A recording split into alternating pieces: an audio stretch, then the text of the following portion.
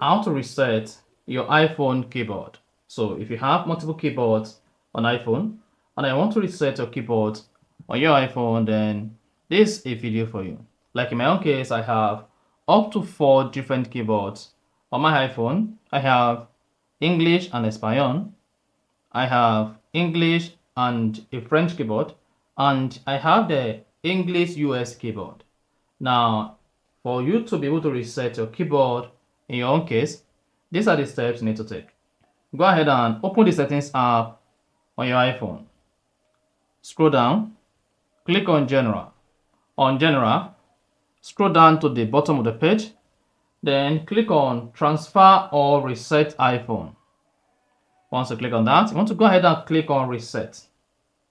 This is not going to reset your iPhone to default settings. This is only going to reset your iPhone keyboard.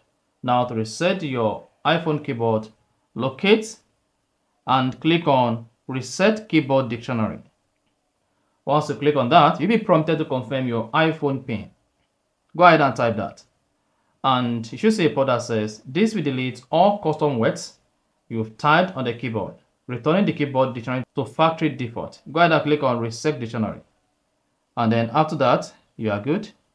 Also, if you want to remove any keyboard you added to your iPhone keyboard like this, after resetting, this is what you should do. Go back to the iPhone settings under General. Scroll down and click on Keyboard. Once you click on that, click on Keyboards under Keyboard. Click on Edit. Now go ahead and remove the keyboard you want to remove on your iPhone and click on the check mark. Now if you go ahead and pop the keyboard on your iPhone, you discover that you no longer have those keyboards. Again, they are all gone. So that's basically how you can reset your iPhone keyboard. If you found this helpful and informative, please don't forget to like and then subscribe.